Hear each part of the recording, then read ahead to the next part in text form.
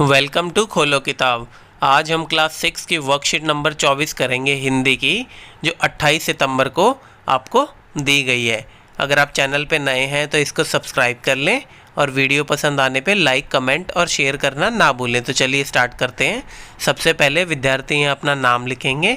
यहाँ कक्षा अध्यापक का नाम हो जाएगा। प्यारे बच्चों, पिछले कार्यपत्रक में हमने लेखक प्रेमचंद्र द्वारा लिखी कहानी नादान दोस्त के बारे में पढ़ा और जाना कि केशव और श्यामा के घर की कार्निस पर एक चिड़िया ने अंडे दिए हैं। उनके अंडों को देखकर दोनों उनकी देखभाल में जुट जाते हैं।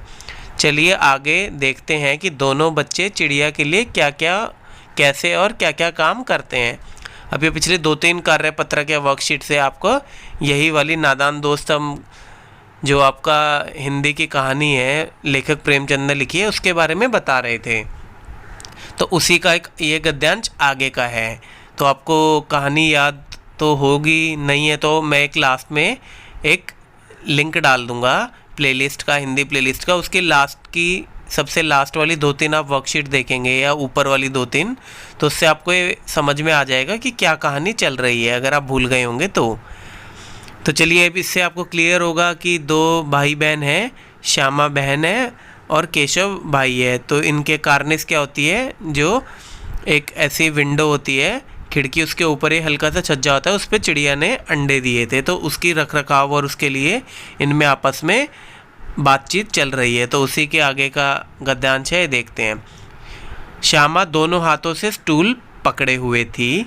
स्टूल चारों टांगें बराबर ना होने के कारण जिस तरफ ज़्यादा दबाव पाता था जरा सा हिल जाता था। उस वक्त केशव को कितनी तकलीफ़ उठानी पड़ती थी यह उसी का दिल जानता है। अब एक तो दोनों छोटे बच्चे हैं, स्टूल पे चढ़े हैं, स्टूल हिल रहा होगा तो जो स्टूल पे चढ़ा होता है उसको काफ़ी डर भी लगता है। दोनों हाथों से कार्निस पकड़ लेता और श्यामा को दबी आवाज़ से डांटता, अच्छी तरह पकड़ वरना उतर कर बहुत मारूंगा। परंतु बेचारी श्यामा का दिल तो ऊपर कार्निस पर था। बार बार उसका ध्यान उधर चला जाता और हाथ ढीले पड़ जाते। केशव ने ज्यों ही कार्निस पर हाथ रखा दोनों चिड़िया उड़ गई। क्यों उड़ गई? क्योंकि एकदम से वो घबरा गई कि ये कौन आ गया, किसके हाथ हैं। केशव ने देखा कार्निस पर थोड़े तिनके बिछे हुए हैं और उन पर 3 अंडे पड़े हैं। जैसे घोंसले उनके पेड़ों पर देखे थे वैसे कोई घोंसला ना था।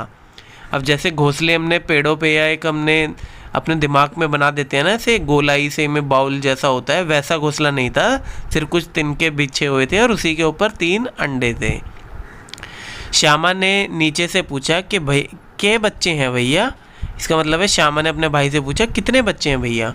केशव 3 अंडे हैं, अभी बच्चे नहीं निकले। श्यामा जरा हमें दिखा दो भैया कितने बड़े हैं। अब उसको उत्सुकता है, अब श्यामा तो नीचे है तो उसको तो दिख नहीं रहा, तो कह रहा भैया हमें भी दिखा दो कितने बड़े हैं। फिर केशव क्या कहता है, दिखा दूंगा, पहले जरा चिथड़े ले आ, नीचे बिछा दूं, बेचारे अंडे तिनके पर पड़े हैं। अब ये प्रश्न उत्तर देख लेते हैं क्या क्या है इस पे।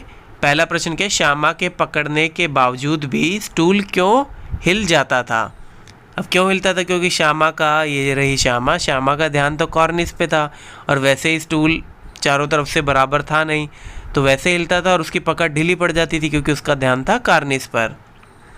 तो यही हम लिख देंगे, श्यामा का ध्यान ऊपर कॉर्निस पर चिड़िया और उसके बच्चों में था, इसलिए उसके हाथ ढीले पड़ जाते थे और स्टूल पकड़ने के बावजूद हिलने लगता था। फिर प्रश्न 2 क्या है, अच्छी तरह पकड़ वरना उतर कर बहुत मारूंगा, किसने किसको कहा? अब आपने कभी नोट किया होगा, अगर आप स्टूल के ऊपर चढ़ोगे और स्टूल हिल रहा होगा तो जो स्टूल के ऊपर चढ़ा है वो घबरा जाता है। तो ये किसने क्या कहा था?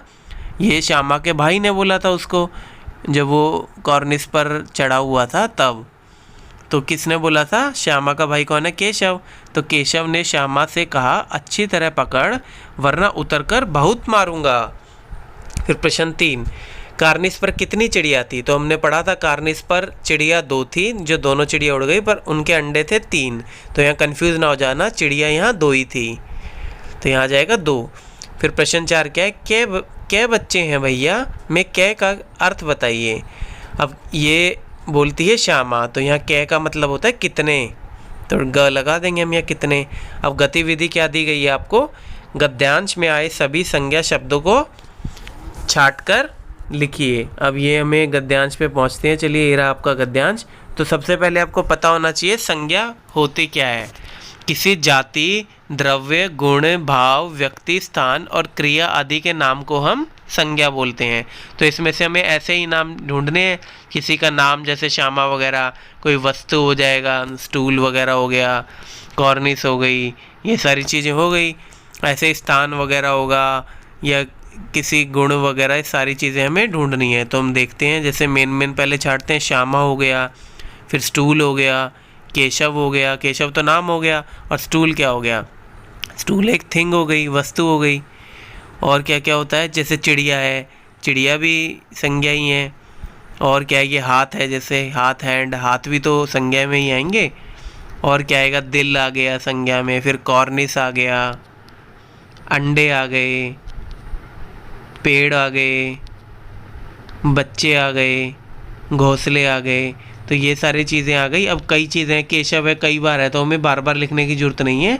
जो मैंने सर्कल कर दिए ये आपके संज्ञा हैं, तो इनको आप सीधा लिख दो। जैसे श्यामा 2 बार आ रहा है, 3 बार आ रहा है, केशव तो ये नहीं है, कॉर्निस आ रहा है तो ये नहीं है कि बार बार आप लिखते रहेंगे।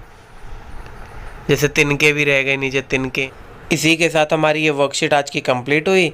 मिलते हैं नेक्स्ट वीडियो में नेक्स्ट वर्कशीट के साथ। Don't forget to like, comment, share and subscribe the channel. Thank you.